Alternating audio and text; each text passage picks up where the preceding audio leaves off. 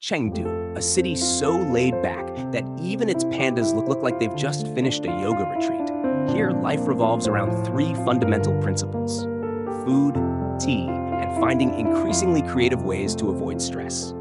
While the rest of the world races ahead with deadlines and to-do lists, Chengdu takes a collective deep breath and says, let's deal with that tomorrow.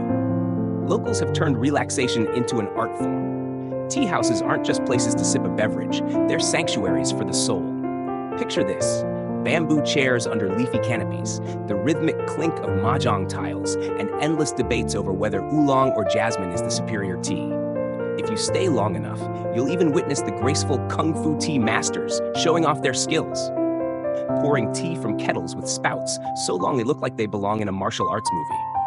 But Chengdu's true religion? Food. Specifically, hotpot. This bubbling cauldron of chaos is equal parts meal and survival challenge. The broth comes in two flavors: spicy and how did I get myself into this spicy? Imagine your taste buds running a marathon, except the track is made of chilies and Sichuan peppercorns. The locals? They're seasoned pros who laugh in the face of heat, casually dunking slices of beef, tofu, and vegetables, while foreigners sweat profusely and question their life decisions. Milk. That add more milk time. I got it. When's it gonna melt out? About 10 or 15 minutes. How long's it been? You got ice cubes? I've never had an experience like that. Did I get the lines for you? You got the lines perfectly. I'm so sorry. Speaking of questioning life decisions, let's talk about Chengdu's pandas, the city's iconic ambassadors of laziness. These furry philosophers spend their days munching on bamboo, napping like their lives depend on it, and occasionally rolling down hills for no apparent reason.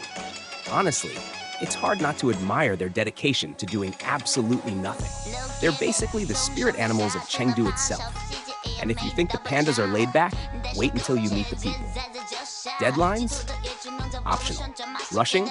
Never heard of it. The most stressful decision a Chengdu local makes all day is whether to add more chili oil to their dipping sauce. The answer is always yes. They've mastered the art of living in the moment, and if you spend enough time here, you'll find yourself slowing down too. But don't be fooled. Chengdu isn't just about food and relaxation. It's also a city of contrasts. Take a stroll down Jinli Street, where ancient architecture meets modern-day snack vendors. Try a sugar painting of a dragon or phoenix if you can figure out how to eat it without breaking it. Or visit People's Park, where you can join locals in Tai Chi. Or better yet, watch the matchmaking corner, where parents post resumes of their unmarried children on trees.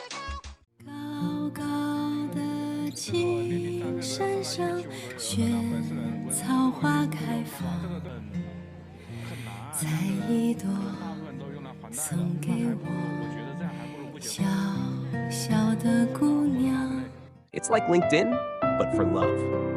And then there's the nightlife. You'd think a city this chill would wind down after sunset, but no. Chengdu comes alive at night. Neon-lit food stalls line the streets, offering everything from spicy rabbit heads to barbecued skewers, while bars buzz with music and laughter. Still, the vibe is unmistakably Chengdu, easygoing and unpretentious, like a good friend who never tries too hard but always delivers. Now, if you're wondering how Chengdu stacks up against other cities, let me put it this way. Shanghai has its glitz, Beijing has its politics, but Chengdu has a soul. It's a place where time slows down, your taste buds wake up, and you learn that life doesn't have to be a race. It can be a leisurely stroll, ideally with a cup of tea in hand. So pack your appetite, leave your stress behind, and get ready to embrace the Chengdu way of life. One panda nap, one fiery meal, and one bamboo stick at a time.